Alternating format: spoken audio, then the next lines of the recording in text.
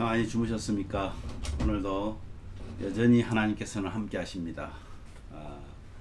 날씨도 많이 선선해졌고요. 저는 이 코감기가 와서 조금 불편했습니다. 여러분 이 한절기에 감기 조심하시고 또 기도로 찬양으로 말씀으로 무장하시는 그런 하루가 또 시작되기를 바랍니다. 사도신경 고백함으로 9월 10일 목요일 아침 기도를 시작합니다. 나는 전능하신 아버지 하나님 천지의 창조주를 믿습니다. 나는 그의 유일하신 아들 우리 주 예수 그리스도를 믿습니다. 그는 성령으로 잉태되어 동정녀 마리아에게서 나시고 본디오 빌라도에게 고난을 받아 십자가에 못 박혀 죽으시고 장사된 지 사흘 만에 죽은 자 가운데서 다시 살아나셨으며 하늘에 오르시어 전능하신 아버지 하나님 우편에 앉아 계시다가 거기로부터 살아있는 자와 죽은 자를 심판하러 오십니다. 나는 성령을 믿으며 거룩한 공교회와 성도의 교제와 죄를 용서받는 것과 몸의 부활과 영생을 믿습니다. 아멘. 찬송가 342장 너 시험을 당해 범죄치 말고 342장 우리 함께 찬양합니다.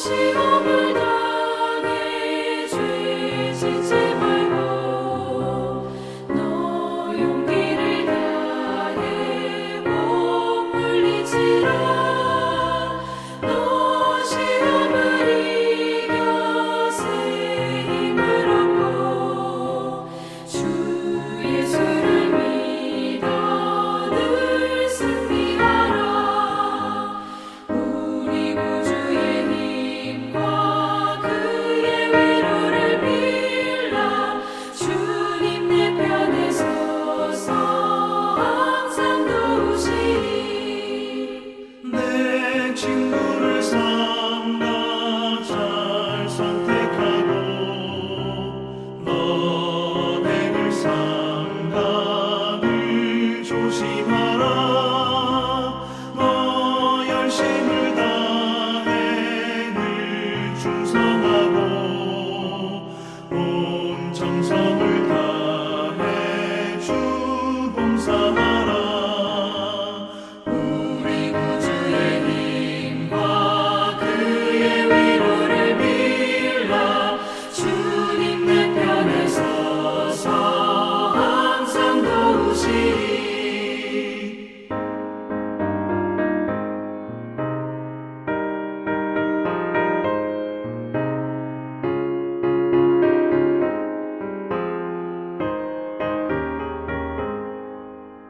잘 이기는 자는 상 받으리니 너 낙심치 말고 늘 전진하라 내 구세주 예수 힘 주시리니 주 예수를 믿어 늘 승리하라 우리 구주의 힘과 그의 위로를 빌라 주님 내 편에 서서 항상 도우시리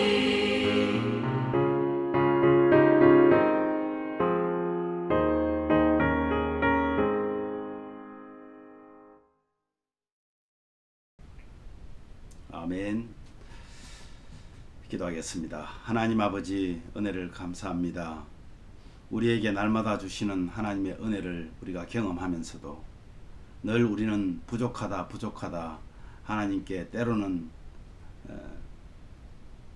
정말 하나님 마음을 섭섭하게 하는 때가 많은 저희들입니다. 오늘도 하나님 우리의 부족함을 아시고도 우리를 강건하게 하시고 이 아침을 깨워주셔서 새로운 하루를 또 시작하게 하시니 감사합니다. 오늘 주실 말씀을 기대하면서 정말 그 말씀을 통하여서 우리가 함께 하나님 자녀답게 살아갈 수 있도록 은혜를 내려 주시옵소서. 예수님 이름으로 기도하옵나이다. 아멘. 오늘 말씀은요, 창세기 42장 36절에서 38절까지만 보도록 하겠습니다. 창세기 42장 36절에서 38절까지 같은 목소리로, 한 목소리로 하나님 말씀을 봉독합니다. 그들의 아버지 야곱이 그들에게 이르되 너희가 나에게 내 자식을 잃게 하도다. 요셉도 없어졌고 시몬도 없어졌거늘 베냐민을 또 빼앗아 가고자 하니 이는 다 나를 해롭게 함이로다. 르우벤이 그의 아버지에게 말하여 이르되 내가 그를 아버지께로 데리고 오지 아니하거든 내 두 아들을 죽이소서. 그를 내 손에 맡기소서. 내가 그를 아버지께로 데리고 돌아오리이다. 야곱이 이르되 내 아들은 너희와 함께 내려가지 못하리니 그의 형은 죽고 그만 남았음이라. 만일 너희가 가는 길에서 재난이 그에게 미치면 너희가 내 흰 머리를 슬퍼하며 스올로 내려가게 함이 되리라.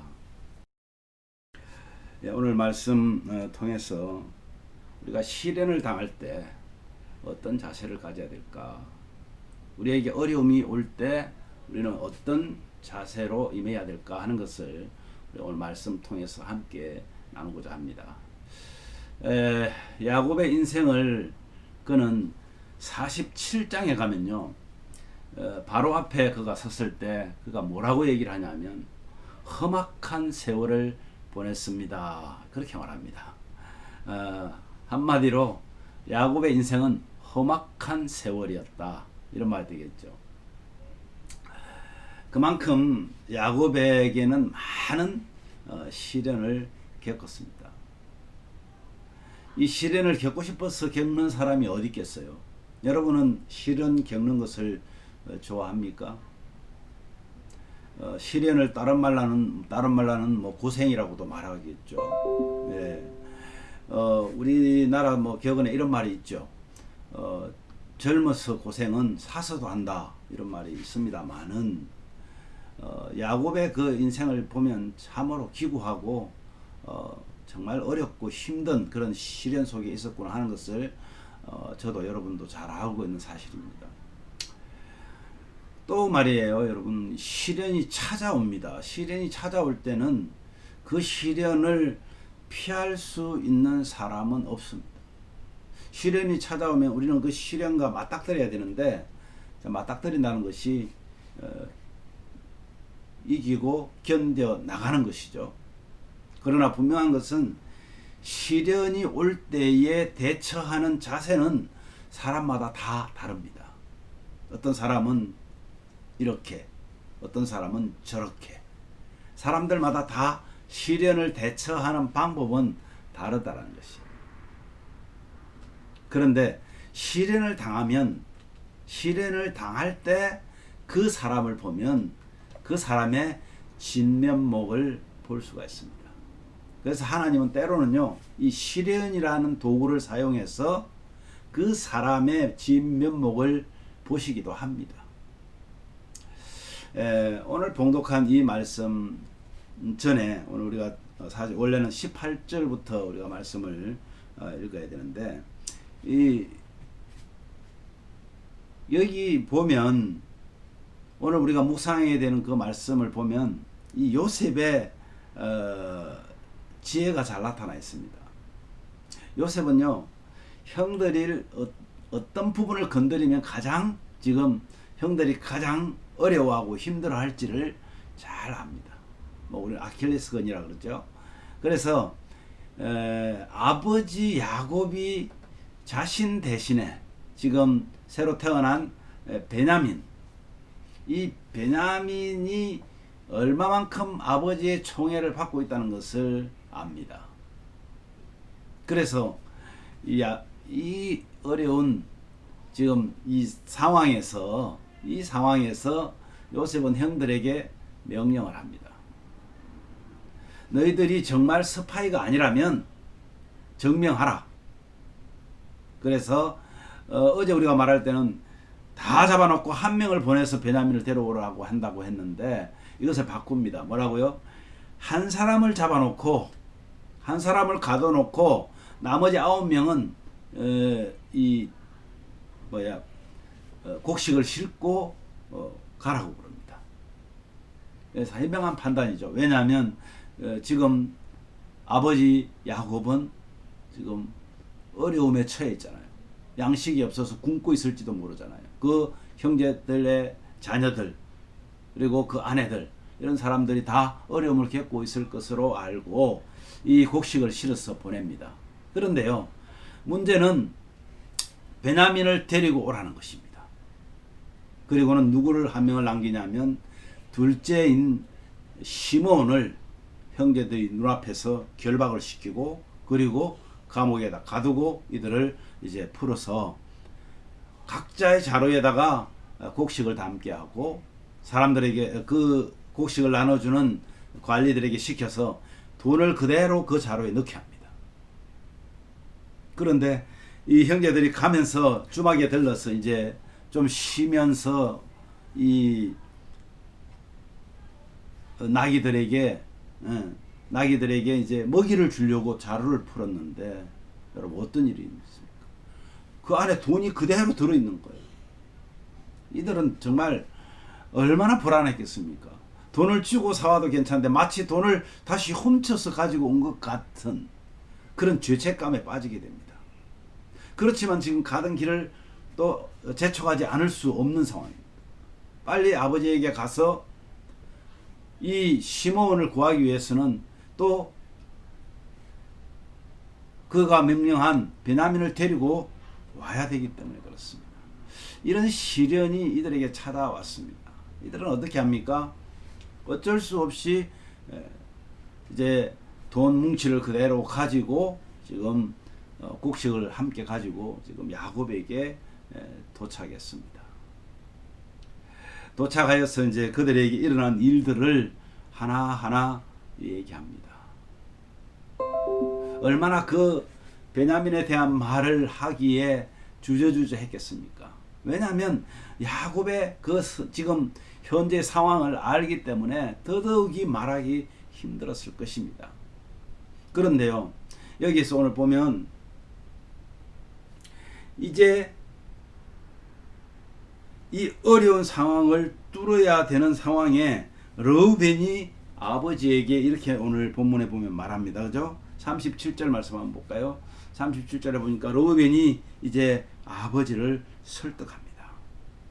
왜 설득하죠? 그 전에 보니까 그렇게 얘기를 하니까 야곱이 뭐라고 그래요? 36절에 그들의 아버지 야곱이 그들에게 이르되 너희가 나에게 내 자식을 잃게 하도다. 요셉도 없어졌고 시몬도 없어졌거늘 이제는 베냐민을 또 빼앗고자 하니 이는 다 나를 해롭게 하는 것이다. 그래서 무슨 말이에요? 베냐민을 보낼 수 없다는 말입니다. 그러니까 이 르우벤이 그 아버지를 설득해서 말합니다. 아버지, 걱정하지 마십시오. 내가 만약에 베냐민을 데려오지 못하면 여기 있는 내 두 아들을 죽이십시오. 담보물로 지금 아들을 잡히겠다는 거예요. 이게 말이 됩니까? 아무리 야곱이 요셉과 베냐민만 좋아했다고 하지만은 참 이들에게는 큰 상처가 아닐 수가 없습니다. 뿐만 아니라 아버지에게는 또 얼마나 큰 상처가 되겠습니까? 야곱의 손자입니다. 그런데 그를 맡겨서 데려오지 못하면 죽이라고요. 어리석은 말. 물론 여기에는 자신이 있다는 것입니다. 내가 꼭 데리고 오겠다는 의지를 말하는 것이 되겠습니다. 그래도 아버지는 끝까지 나는 보낼 수 없다라고 말합니다.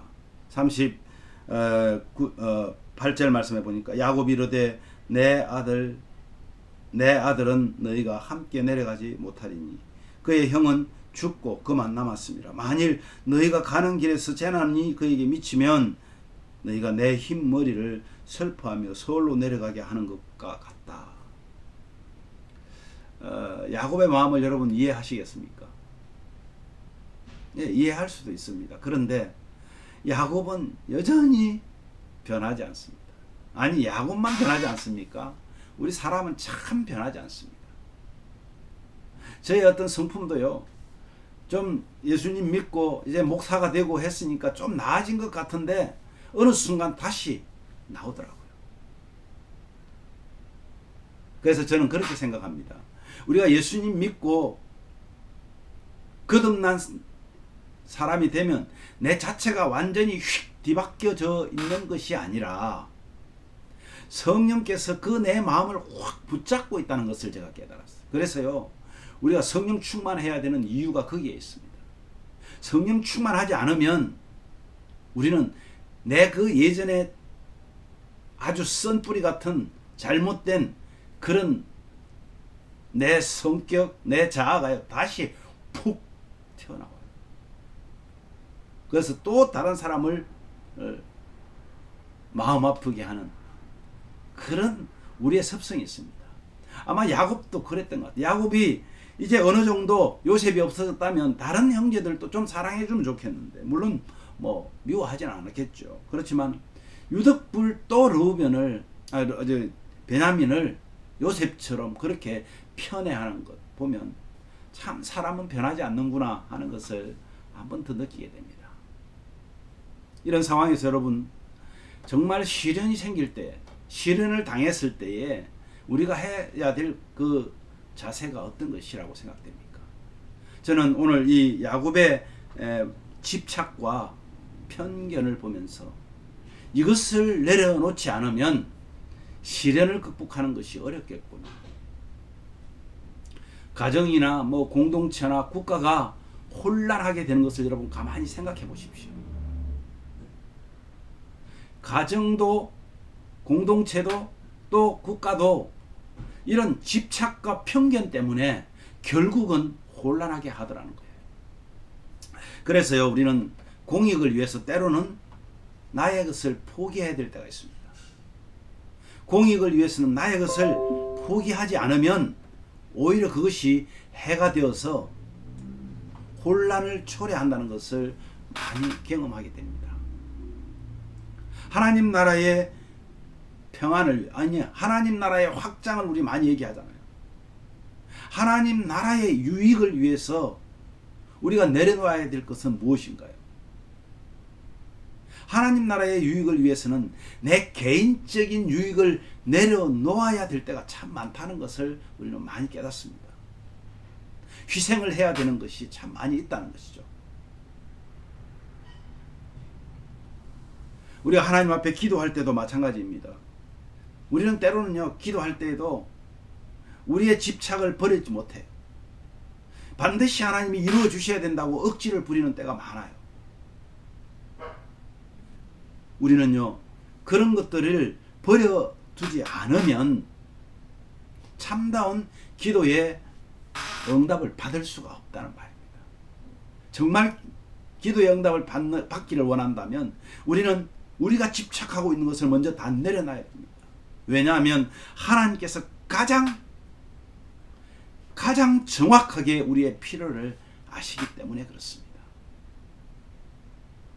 여러분의 가정이 행복하고 평안하고 싶습니까? 그렇다면 부모된 나로서 또는 자녀된 나로서 나의 집착과 편견을 버려야 합니다.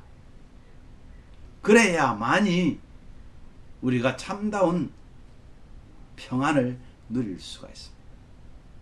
지금 어려운 환경들이 우리 주변에 요소요소에 깔려 있잖아요. 여기에서도 마찬가지입니다. 정말 나라는 개인의 어떤 유익을 포기하지 않으면 공동체의 공익을 위해서 우리가 쓰임받지 못한다는 말입니다. 사랑하는 여러분, 오늘 하루 지내시면서 예수님께서 우리를 위해서 자신을 버린 것처럼 바로 그 희생이 우리에게는 공익을 위하고 가정을 위하고 하나님 나라를 위하는 것이라는 것을 깨닫고 오늘도 내가 속해 있는 어느 곳에서든지 나 자신을 내려놓고 다른 사람들을 먼저 생각하는 그런 믿음의 가족들이 다 되기를 주님의 이름으로 축복합니다. 오늘 우리 기도 제목을 함께 나눕니다. 오늘도 사실은 나의 유익보다 하나님 나라의 유익을 위해서 생각하고 말하고 행동하는 그런 지혜로운 하나님 나라의 백성답게 살게 하여 주시옵소서. 우리 이 기도를 좀 해야 되겠습니다. 주님의 희생이 온 인류를 살리셨듯이 우리의 희생이 가정과 공동체와 나라를 살리는 그런 삶이 되게 해 주십시오. 우리 오늘 그렇게 기도합시다. 그리고 여러분, 어려운 환경 속에 우리가 지금 갇혀 있지 않아요. 어려운 환경이 우리 속에 지금 많이 들어와 있습니다. 근데 그것에 우리가 갇혀 있지 않고 이 문제들보다 더 큰 하나님의 그 능력, 하나님의 은혜를 기대하면서 성숙한 성도의 삶을 살 수 있도록 그렇게 기도하기를 원합니다. 그리고 우리 예심 공동체의 가정에 특별히 하나님의 은혜가 있어서 찬송과 기도와 말씀이 떠나지 않고 늘 함께함으로 정말 주님 오심을 기대하며 사는 그런 아름다운 가족들이 되기를 원합니다. 이 시간 특별하게 여러분 꼭 같이 기도해 줘야 될 것은 우리 김용철 목사님의 아들 우리 세종 형제 어떤 결과가 나올지 모르겠습니다. 아직 연락이 없습니다만은 정말 주님 안에서 평안함을 주시고 또 좋은 소식으로 우리 모두가 다 하나님이 하셨음을 찬양하는 그런 소식을 우리가 기대해 함께 기도하겠습니다.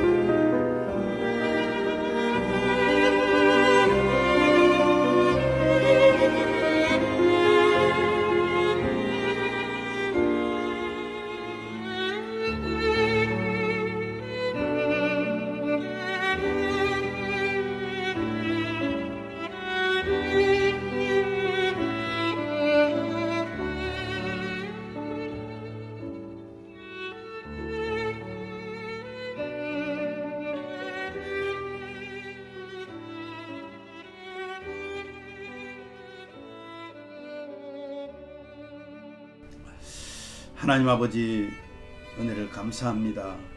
우리에게 정말 오늘도 이 말씀을 통해서 하나님께서 무엇을 우리에게 말씀하고 계시는지 하나님 깨닫게 하여 주시고, 나의 유익보다는 하나님 나라의 유익을 위해서 정말 우리의 말 하나 하는 것, 생각하는 것, 행동하는 모든 것이 정말 지혜로운 하나님의 백성답게 살 수 있게 하여 주시옵소서.